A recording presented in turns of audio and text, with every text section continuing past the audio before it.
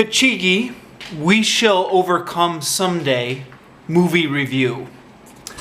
Right, so this is a Japanese film. This is one of the films I saw during my time living in Japan. This is one of my scripted movie reviews in which I go through and read some of the old movie reviews I've written in years past on the blog and try and make YouTube videos about them. The movie is about a rather serious issue, which is about the discrimination against ethnic Koreans in Japan. So yeah, as you're probably aware, racism is not just an issue in the United States, it's an issue in every country. And in Japan, one of the big problems, historically has been discrimination against ethnic Koreans living in Japan. During the time I was living in Japan, there have been a few films that came out about this issue, which is good. I mean, it means that this issue is kind of receiving more prominence. I'm given the impression that this was kind of a new development at the time, or part of a continuing development where, you know, in the past people didn't talk about these issues, and now they were receiving more kind of media attention, which is a positive development. There's this movie, and the other movie which sticks in my mind is a Japanese movie called Go, which I forget exactly when that came out, but round about it was in popular consciousness around the time I first arrived in Japan, which was 2001. Pacchigi, We Shall Overcome Someday came out in 2004. There was a sequel to this movie, Pacchigi, Love and Peace, which I think came out in 2007. I never saw the sequel. Anyways, yeah, so a few different movies kind of highlighting the treatment of Koreans living in Japan. Now, yeah, I've got mixed feelings about this movie. I've got mixed feelings about all of these movies. And the reason is, I don't know, maybe this is more of a personal preference or something, but you know, when I was young, or when I was growing up, and there were movies about racial issues in the United States, these movies always had like a serious, dramatic tone to them. They weren't comedies, they weren't like fantasy movies. They were movies like Gandhi or Malcolm X or Mississippi Burning, or, you know, they had this kind of dramatic, they had this gravitas to them that kind of sent the message like, this is a serious social issue. And, you know, the movies kind of moved you in different emotional ways. They made you feel angry, they made you feel sad.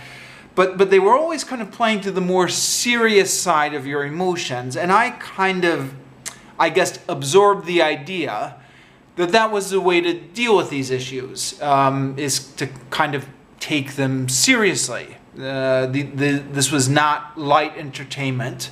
This was not a joke. These were serious social issues. These movies in Japan, however, that have come out, that came out during the time I was living there, Go and Pacchigi, on the other hand, tend to be playing a little bit lighter with these movies, with these issues. How to describe them exactly? You know, they're kind of Quentin Tarantino-esque, although maybe a movie that has since came out since then that quite accurately describes the tone of them is Scott Pilgrim versus the World, where they're kind of like they kind of switch back and forth between stuff that's happening in reality and kind of the fantasy world of the mind of these characters, and kind of over the top cartoonish violent scenes.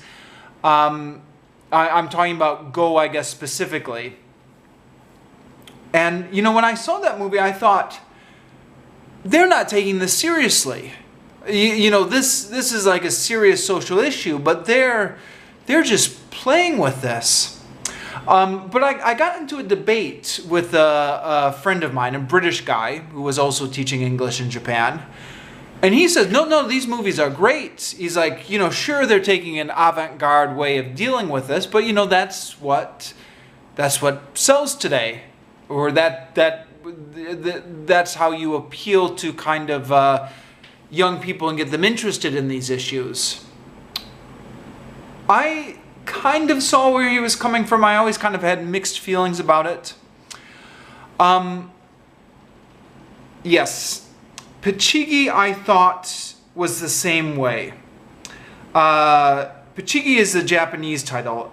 In the English translation, and I don't know who decided this, it was given the subtitle of We Shall Overcome Someday, which I thought was a bit pretentious myself. But yeah, that's the subtitle. It's a retro movie. It takes place in 1968. And I'm not exactly sure why it had to take place in 1968. The other movie I was talking about, Go, was more contemporary. Although I'm told that kind of issues of discrimination against ethnic Koreans were even worse back in the 1960s in Japan. So maybe that's why. It's kind of a Romeo and Juliet story. It's a romance between a Japanese high school student and an ethnic Korean girl.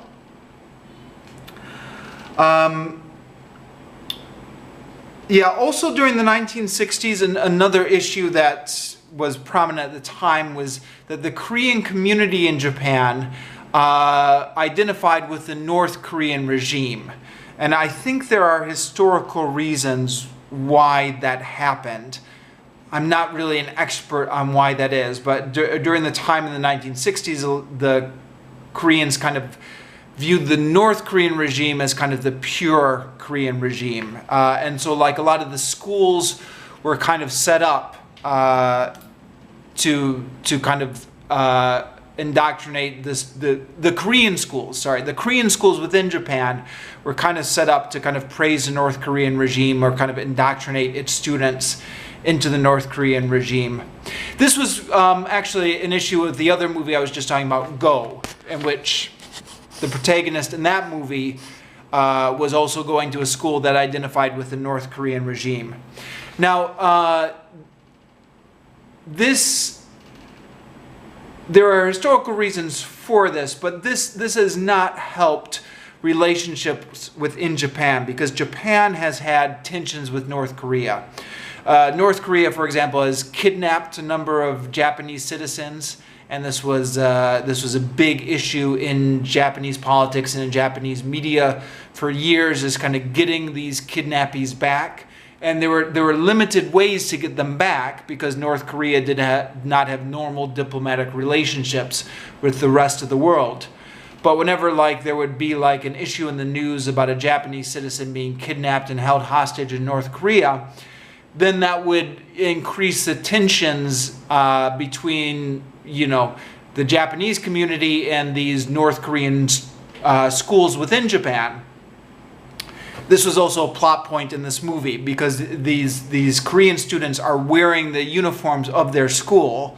So, they'd be at the train station wearing these North Korean school uniforms, and that would kind of cause more tension. Other than that, the rest of the 1960s are kind of used as more of a background to the story. So there's a parody of group sounds. Group sounds was like the Japanese version of the Beatles, which were Japanese imitations of the Beatles, which were big in the Japanese domestic music scene during the 1960s. Some of the characters get Beatles haircuts during the movie. The main characters turn to folk music after experimenting with group sounds. There's a high school teacher who's kind of played for comedy, who's obsessed with the teaching of Mao Zedong. There's a Japanese hippie who pops up in the movie, and there's some brief scenes with student demonstrators. But for the most part, the 1960s is not integral to the story. You could modernize the story and you wouldn't lose much. of course, maybe that's true about any period story. So the story is Romeo and Juliet, although because it's kind of different high school gangs fighting each other, maybe West Side Story is the more apt comparison. The story starts out, two girls at a North Korean high school are assaulted by Japanese students on a field trip. Then the Korean boys from this North Korean high school find out about it and start beating the crap out of the Japanese students and turning the school bus over. All of this is a little bit over the top, but it kind of sets the tone that the rest of the movie is going to follow. There are so many scenes of violence and kind of students fighting each other here, and it's very over to the top. Roundhouse flying kicks that kind of land on someone's face, kicks to the groin, headbutting in the movies. At one point they even get out steel poles and start beating people. Now, I'm thinking, as I'm watching this, I'm thinking somebody has got to be at least losing some teeth after all these beatings, right? They can't be walking around with perfect smiles after all these beatings. But they do. Nobody seems to ever suffer any consequences from all this over-the-top violence. It's just like a cartoon, almost. And, you know, fair enough, like movies have always kind of minimized the kind of real-life effects of violence. But, again, this is supposed to be a serious social movie, so it irked me a bit that there was all this over-the-top cartoonist violence. There is a death, but it doesn't come from any of the gang fighting. It comes from a car accident involving one of the characters running away from a gang fight. And the only reason that one character died is because they needed a cheap way to kind of raise the emotional stakes kind of during the second act of the movie. That's me throwing my own opinion in. I thought it was a bit cheap. Anyways, in the middle of all this fighting and violence, there's a love story about how one of the Japanese high school students falls in love with a girl from the North Korean high school. There are, to give credit where credit is due, a few touching moments in this movie. Moments that I thought were legitimately touching and I admit to being moved by. There was at one point a Japanese student is at the funeral of his Korean friend. And he's asked to leave the funeral because he's Japanese, and it's accompanied by a kind of emotional recounting of all the wrongs that the Korean population, ethnic Korean population in Japan has suffered. There's also a good scene where this very same Japanese student is trying to get on the radio with his folk band to try and play a North Korean song on the radio as a tribute to his Korean friends, and they have to argue with the radio manager over it, and I just thought it was a very touching, dramatic scene. But on the whole, I thought the movie was just too over the top, too violent, and too silly to be taken seriously.